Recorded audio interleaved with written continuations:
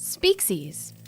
So the other morning, getting ready to go to work, my new order of protein shake mix has come in. So I'm walking out the door, this big tub of protein shake, and my wife comes up to me and goes, "Oh, are you still drinking protein shakes?" And then I go, "Are you calling me fat?"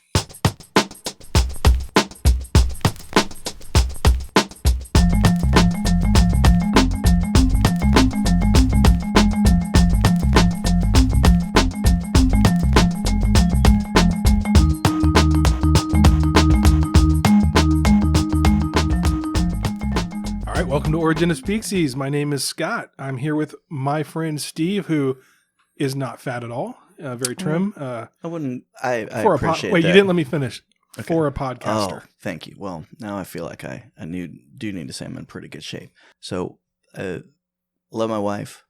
We've been together a very, very long time. And with that, when people are saying certain things. So you know what they're getting at. They know what they're getting at. So it's one of the ways that and again, I wouldn't say I'm fit. I like to say the shape I'm in is not fat. Mm-hmm. Like I don't work out to be fit. I don't work out. When the pool opens, no one goes, "Call the governor," because there's about to be a gun show when I'm taking my shirt off. Right. You know what I mean? Call the governor. I'm just not fat. We live in Virginia, by the way, so that's funny. So it's hilarious. Yeah. I mean, but studies have shown, at least in my algorithm feeds, that women prefer dad bods anyway. Well, so you're not, it'd actually be kind of weird if you were like completely shredded up. It would be strange because at my advanced age, for that to finally be the guy that gets ripped would be actually it'd probably be more humorous than anything because I'd still be a big doofus. It's also like one of those things like 5 signs that he's cheating. I think number 1 is protein powder. Number 2 is shows up at the pool shredded at past 40 when he never has been before. Yeah. So anyway, I called my wife out immediately. And one of the ways I know this is I live in a house. I have my wife, my daughter. I have Minnie the dog. Mm-hmm. I'm surrounded by women. I know all the ways that you can call somebody fat. I'm aware of all these things. So she, to this day, denies it.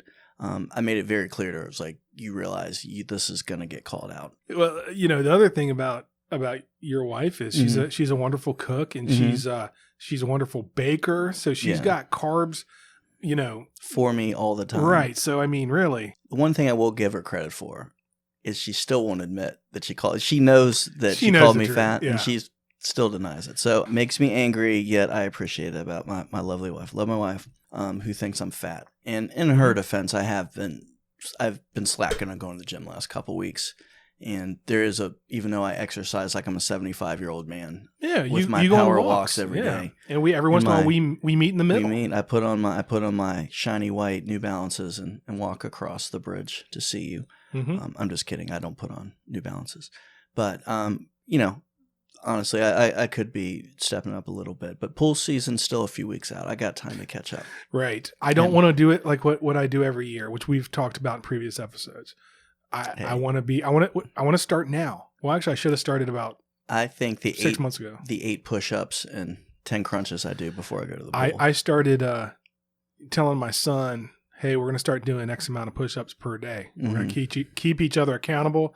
And I did them for a couple of days. I was like super sore, and then kind of forgot and trailed off. And I realized, I think this is a rite of passage for any like father-son deal, because I remember my dad doing this with me, like when he was in his 40s and like, "Oh no, I got to get in shape. All right, son, we're going to go running. Yeah. We're going to do this." And then the rite of passage is it never sticks. Well, I'm sure with some people it does, but I'm not some people in this case. So. I'll root for you, and then I'm also not one of those people. Yeah, but to your credit, you do a lot of. I remember we did a steps competition one time, and you kind of blew me out. So I was like, "Man, dude, what are you doing? It's like 7 a.m. and you got 25,000 steps. That's not even fair." So. And because I was going to offset it with 3 donuts later. Again, that's right. The goal not to be fit. My goal is to be not fat. Well, on that note, what are we doing today? So we have an episode today that was inspired by a listener who reached out to us, a listener from Sydney, Australia. So recently I received an email from Alan in Sydney, and I'm going to read it to you here. "G'day, Steve and Scott. I've just recently discovered your podcast, Origin of Species, and I'm working my way through old episodes." So then he interjects some. So First of all, the fact that he said good day. Yeah. Pretty amazing. I like that. That made me happy. And again, we talk about lots of countries. We've done idioms inspired by Mexico, by the Netherlands. We've talked about the French and talked nicely about them. We're going to continue that Germany, theme today. Yeah. Well, we probably don't really speak that nicely about Germany. Germany. We don't speak nicely about Germany, but we've done German. So this episode is inspired by Alan's email to us. Yes. So we're going to do an Australian themed episode. All right. So another thing that I learned about Australia is the way they use the word murder. So when Americans use murder, we mean that you've killed something, you've torn it apart. Right. In Australia, murder can also mean correctly and accurately articulate. Mm-hmm. So that's what that means in Australia. Right. So it's more like a negative thing that we're used to, but in Australian, it's a positive. It's again, correctly and accurately states something. Now, how did you learn this again? Well, I'll read the next sentence from his message to us. I'm enjoying your easy banter and especially the way you murder the pronunciation of English names and places. And then he gives actually a pretty long list of things. Viscount. Viscount we've been saying wrong. Oh, have we?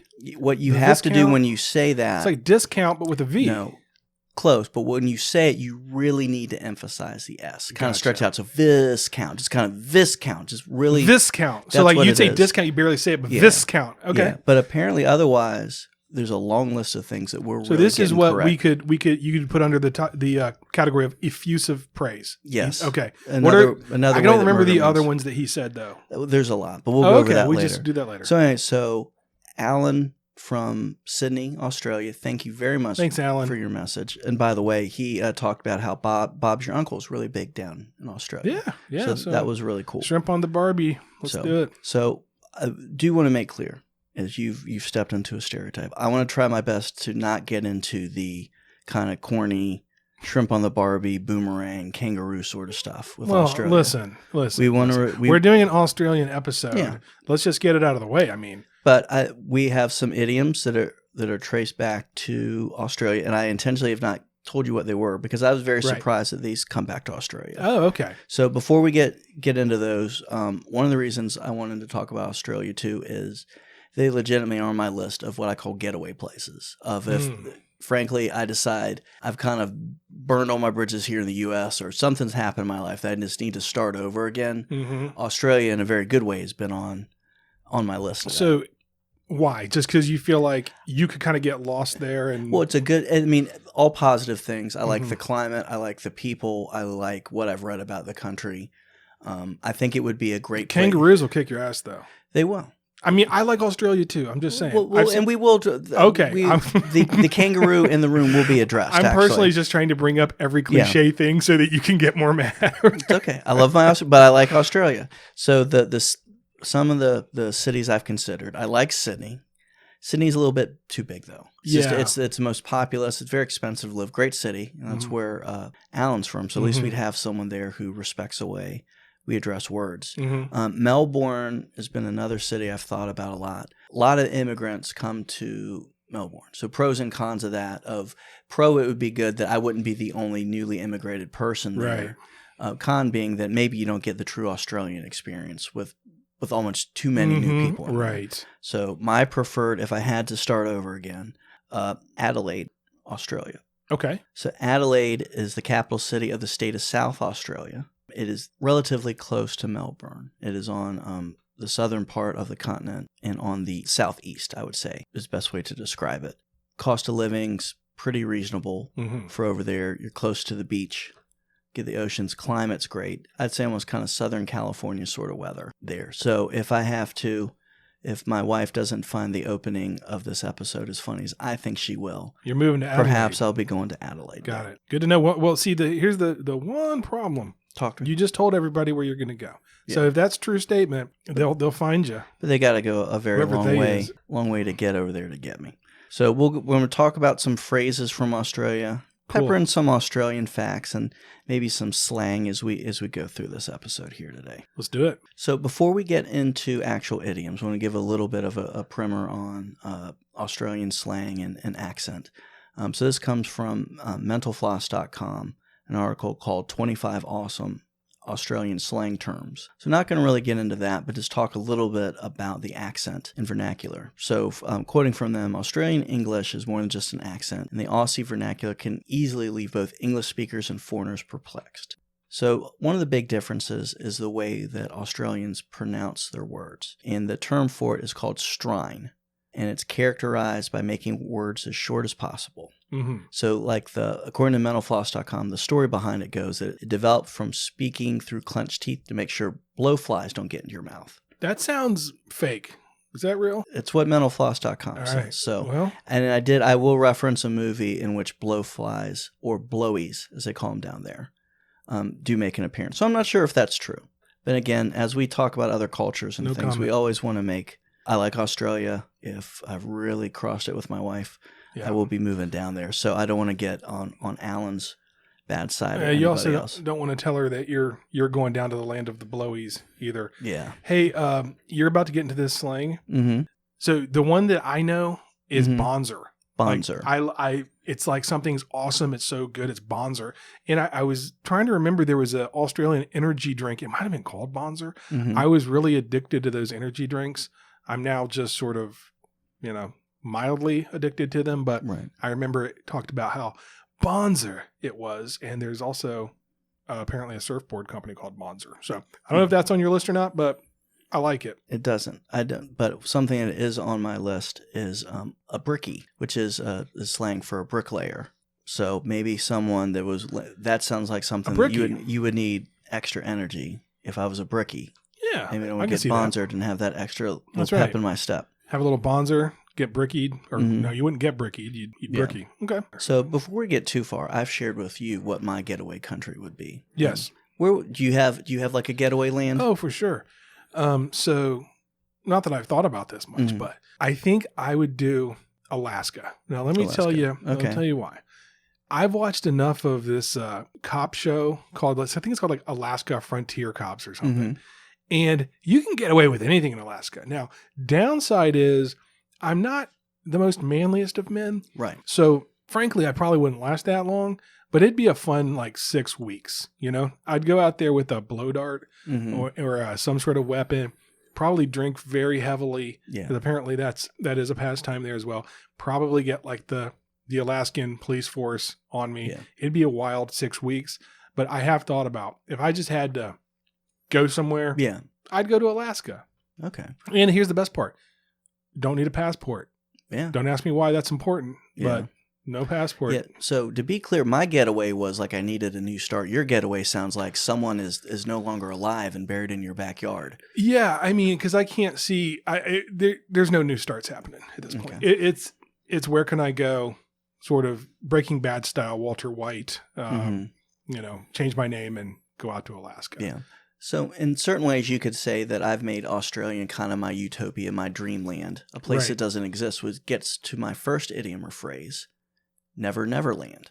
Oh, no. So when I heard Never Neverland, or what do you think of? Well, the reason I may have just confused you by me going, oh, no, because I mean, yeah, that's all I think about. So that was number 2. Okay. So when I hear Never Neverland. I mean, Peter Pan, right? Yeah. Okay. So when I thought of that, I thought of Peter Pan, which originated from J.M. Barrie's book, and the Lost Boys who went away to Never Neverland. That unfortunately was taken by Michael Jackson to his Neverland Valley Ranch, which when I think of Michael Jackson and going to his ranch, the word never does pop up. Never let your child go there. You're just ignorant. So I used to think, when I thought Never Neverland, I thought of Peter Pan. Right. Turns out that it did not originate with Peter Pan. Really? And also, Never Neverland is actually a real place. Really? Mm-hmm. Okay. So going to phrasefinder.com. Again, when we say Never Neverland, we mean a utopian dream place. But Never Neverland is a real place. The name was first recorded late 19th century, describing the uninhabited regions of Australia. We often refer to them as the outback. But it was an area called the Never Never. The Never Never. Mm-hmm. And that's a South African accent, I think. It's close. Australian. Yeah. Never. You've offended Alan, but Alan's already as a newly immigrated Australian, I'm not offended yet. Well, I have to be open minded. I'm playing the heel in this one because I've already talked about shrimp on the Barbie and kangaroos. Well, we'll talk about kangaroos later. So okay. When you look at Australia, and as someone who's explored places to live, most of the cities you see kind of run along the coast, mostly on the east, some on the south.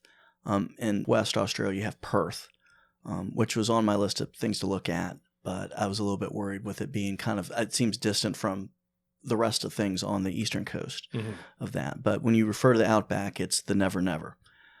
So this is almost, according to Phrase Finder, almost a state of mind in a way too, of it just being such a desolate area and out of there. Hey, can I drop an anecdote in here? Please. When you just said outback, it totally reminded me of, one of our most Australian things in America, the Outback Steakhouse. Yeah. And true story, I went into an Outback Steakhouse a couple years ago by myself to pick up, get some food or whatever. I went up to the bar, ordered a beer, waited for my steak. All of a sudden, I hear this guy with a thick Australian accent sitting right next to me talking. And I just did this double take. And I looked at the bartender. I was like, and no, he left. I didn't say anything. I'm like, am I hallucinating, or is that guy like Australian in an Outback? And she's like, oh yeah, he is. It's kind of funny how that works out. So for a minute, I thought I was losing it, because you don't hear a lot of Australian accents, but I did in an Outback Steakhouse. So kind of, I can mark that off my bucket list. Yeah. It's like going to a McDonald's overseas and having someone dressed in a cowboy hat show up. So the earliest reference to this in print is from a book by A.J. Boyd called Old Colonials, and it's from 1882, and the line is, "My soliloquy ends with the inquiry, what on earth is to be done in this wretched never never country?" Oh. So that's first use of it, but I'm going to go to one that really popularized it, an autobiographical novel that was written in 1908 called We of the Never Never. It's an account of the author, Jeannie Gunn, and her experiences living in the Northern Territory and basically helping to settle the Outback area. So that tells the story basically of her family and herself being one of the first white people to settle in that area out there. And essentially the difficult life that she had. Very popular book, was actually made into a movie, We of the Never Never, in 1982.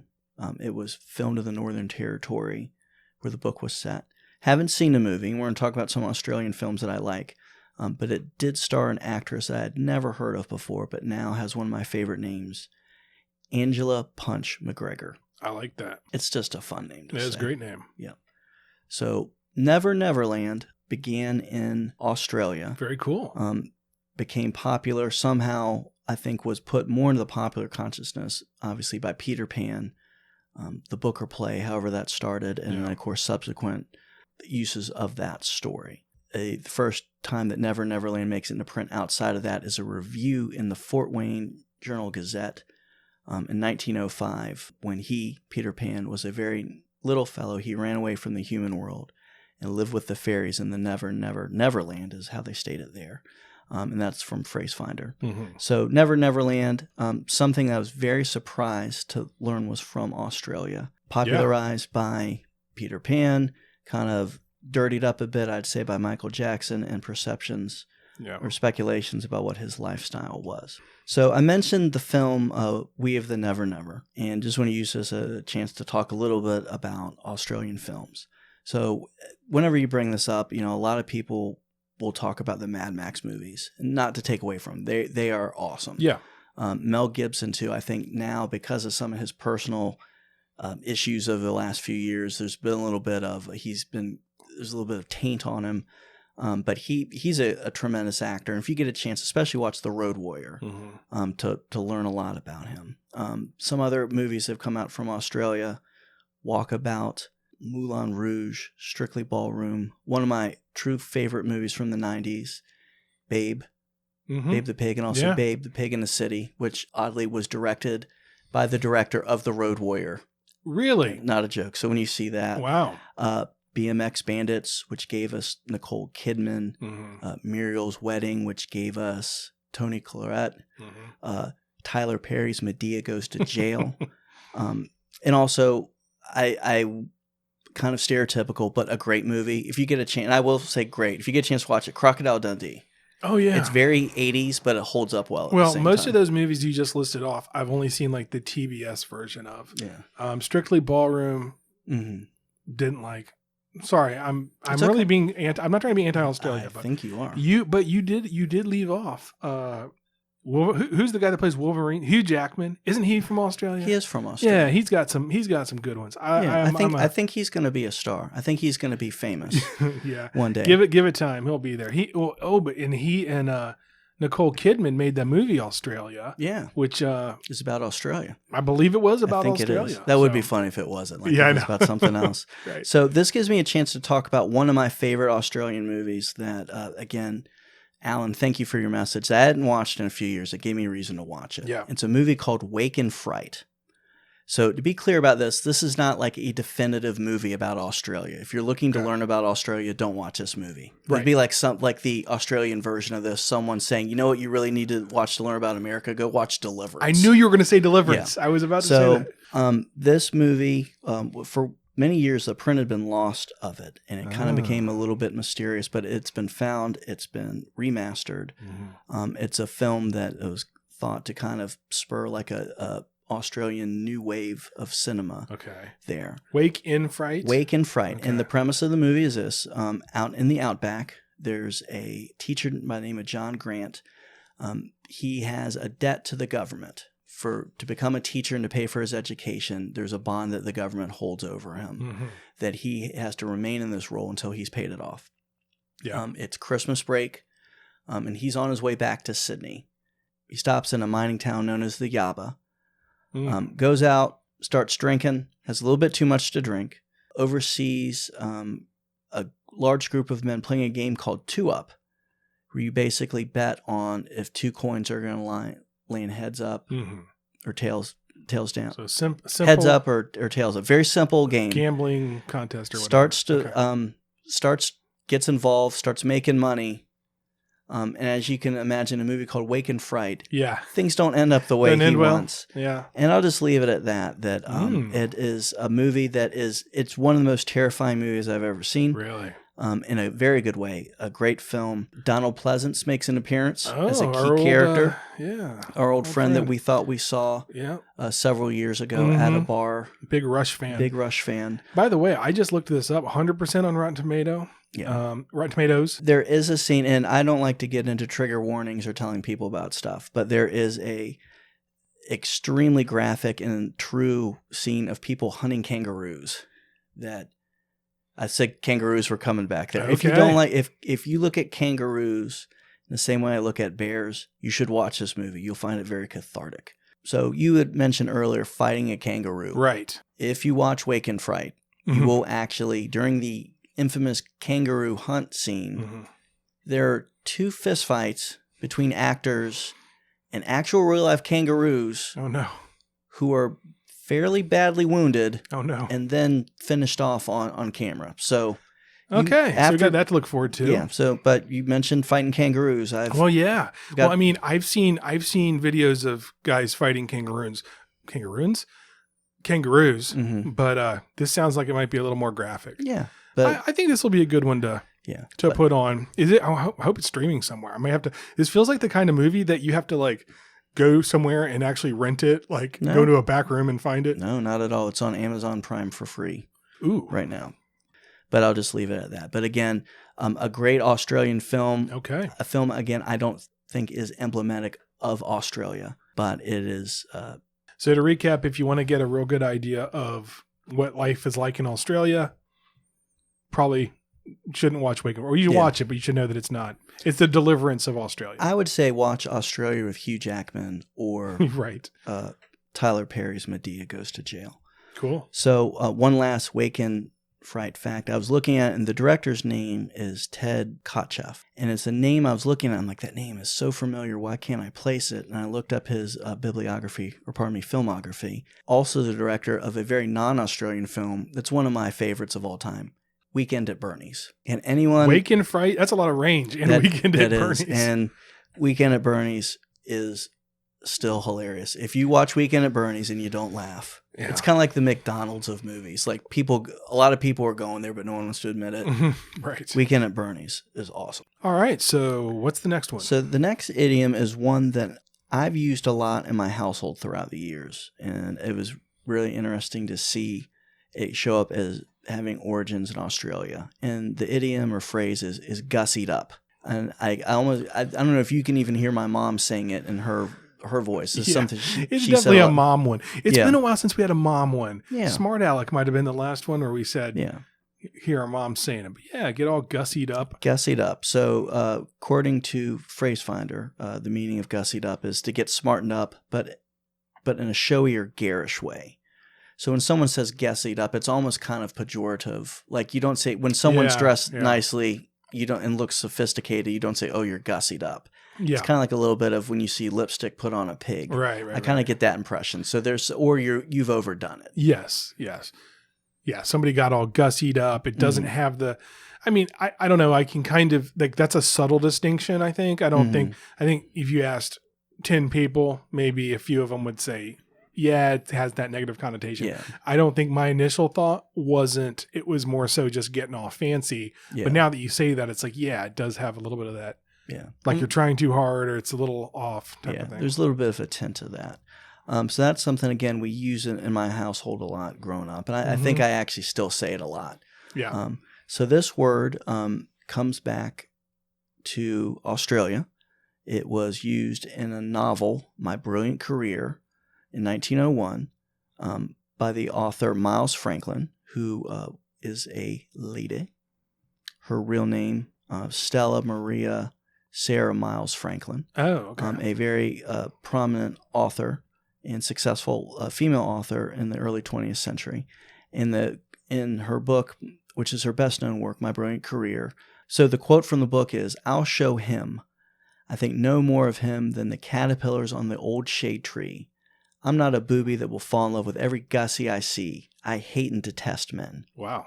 So the character in this book is kind of a foppish, dandy sort of person, which I think kind of goes along with the idea of a gussied up man. Like you're kind of dressed, you're overdoing it in a way. It's interesting comparison to the caterpillar there. That's I kind of like caterpillars, but she had it like, I care about him no more than a caterpillar on a leaf, which makes me wonder if there's like caterpillar issues in that side of the world, or if it's more because caterpillars turn into butterflies and become all gussied up. Well, going back to that, the caterpillars being an issue, the novel My Brilliant Career was written by Miles Franklin. When she was a teenager, it was one of her...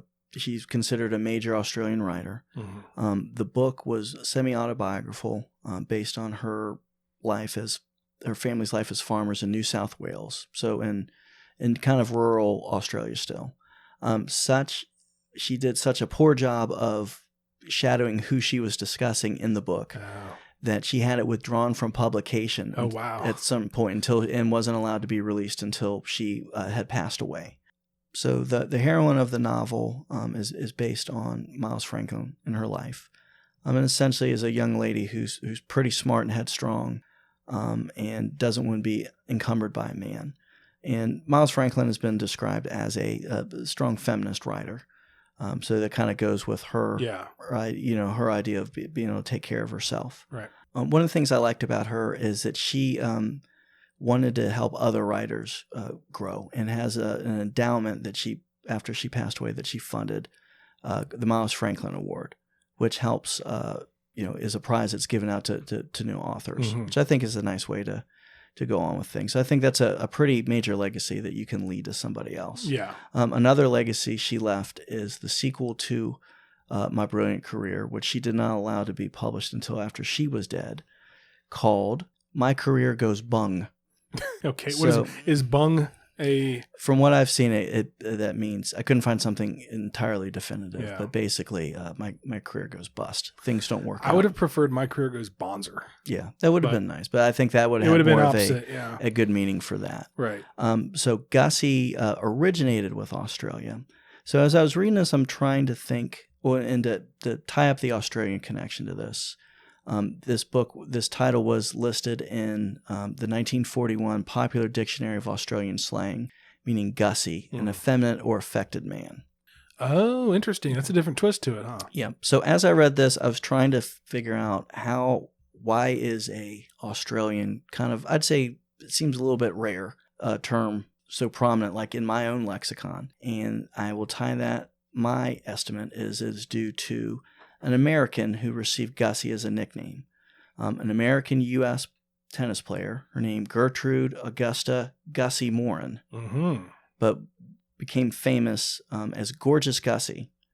She was a top player in the 1940s, but most prominently known for her knickers. So, I don't know if you've watched ladies tennis before, because of the outfits being white only and the skirts. Often the skirts are popping up. Right. She very decided, scandalous. Well, yeah, well, it happens. Well, what she does is instead of wearing something maybe a little bit more understated, she basically put lace on her drawers and made a little bit of a show there. So I could see that definitely resonating, especially in a pre-internet time. Yeah, it's resonating seeing someone with me. Some frilly undergarments as they play tennis would get that word out. You'd have to tell them to 23 skidoo. Yeah. So looking back at her obituary from the Independent in the UK, she was known as tennis player who shocked Wimbledon with her controversial clothing. She was the Anna Kournikova of her day. Remember Anna Kournikova? Yeah, dude, that was a good looking lady. Was she somehow like Enrico Iglesias? Were they a thing? I believe they were. Okay. Now that you say that, yeah. Now that I say that, I feel like I want to move to Australia and start all over again because I feel really, really dumb about bringing that up. So, Don't worry, I'm the one that brought her up. So. Thank you. So, not a super prominent one. Gussied Up, I still think I'll use, as long as I don't look back at this and cringe, as I said Enrico Iglesias multiple times. Yeah, there's a lot more to this one than I would have thought. So. Yeah. Awesome. All right. So, Steve, I'm excited because you and I have talked about this, and now we're going to debut our new segment. Yes. New slang.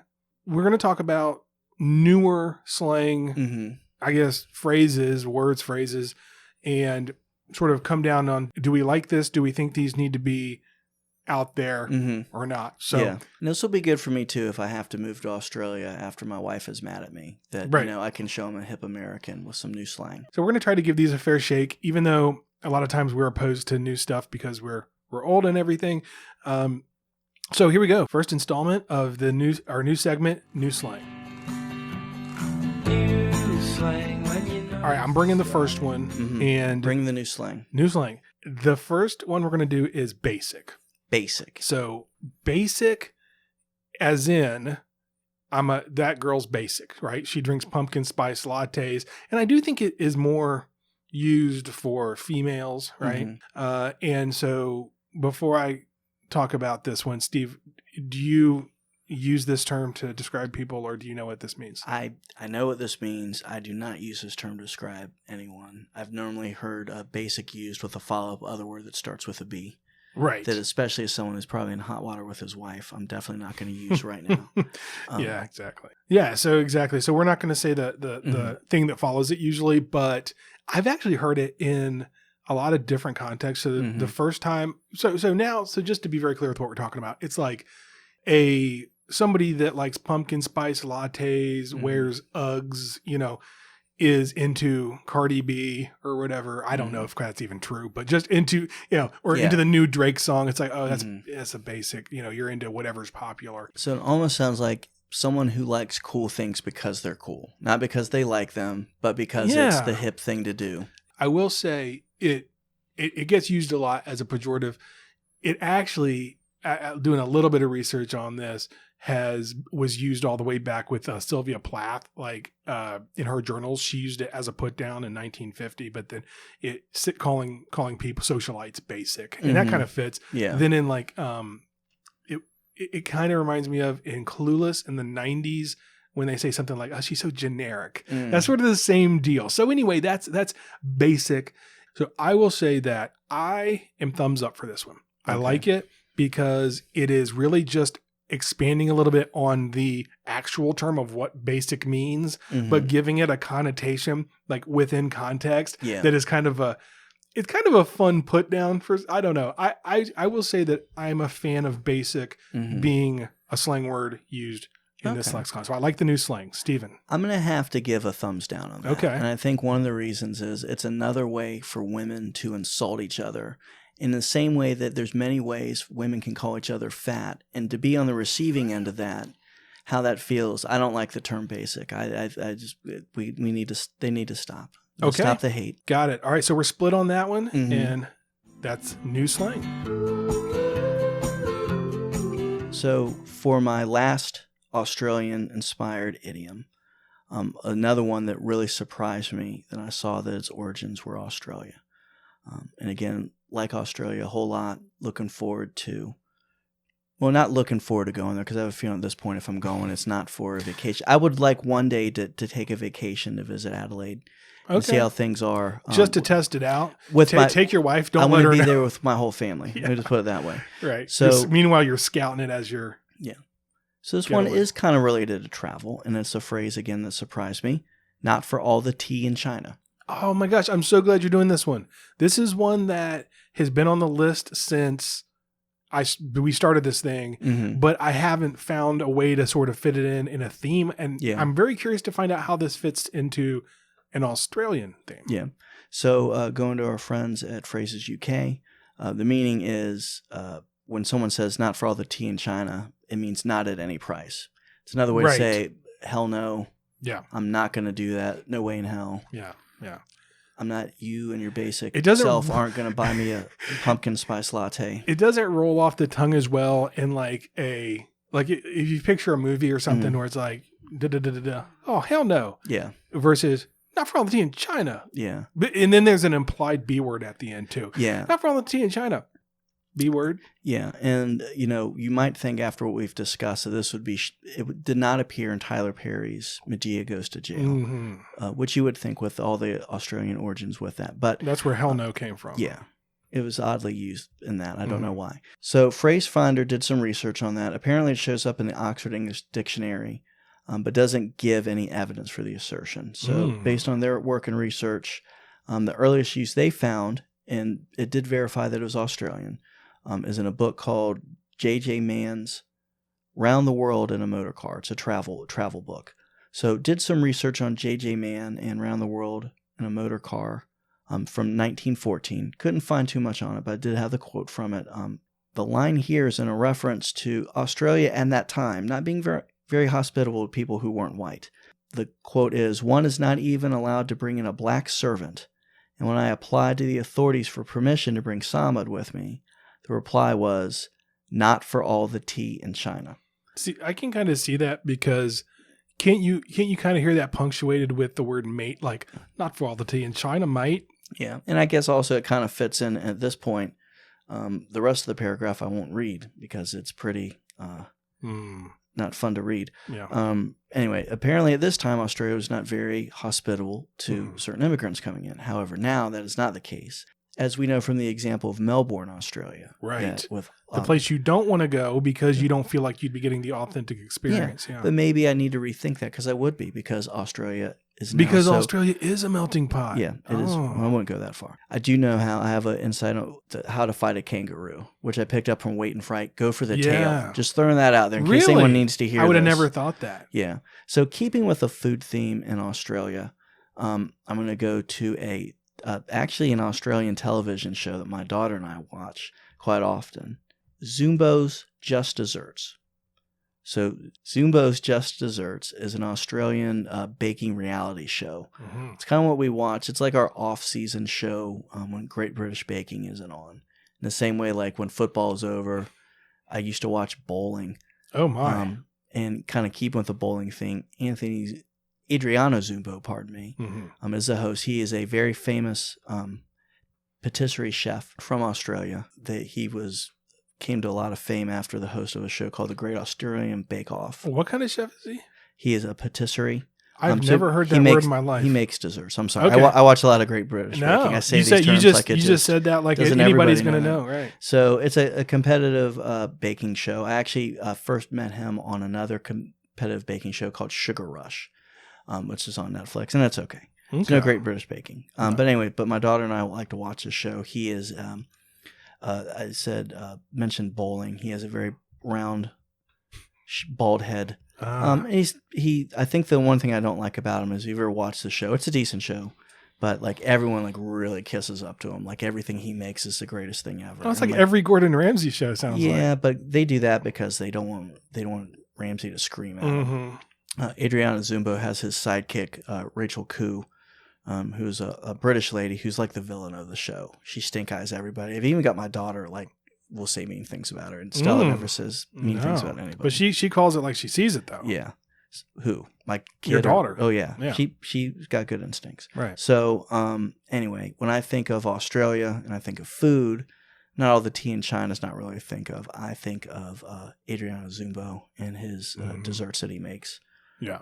And again, he's all right. I don't want to, in the same way that people, I don't like how people kiss up to him during that show. I'm not going to kiss up to him right now. Right. But he's pretty okay. You know, All the Tea in China reminds me of a song by the Magnetic Fields, which is a great song. And it's called All My Little Words. And in it, there's a line about not for all the tea in China. I'm talking about I couldn't make you stay. It's sort of like it's a breakup song, I guess. But it's better than a keep your dark skin out of my country song. Yeah, which exactly. is how the phrase seems to originate. Right. But anyway, just no real story behind that other than, well, actually there is, because I remember I was listening to it and somebody was with me and they said, have you done that idiom? And that was like 2 years ago. So I was like, let's tie it all back to the Magnetic Fields.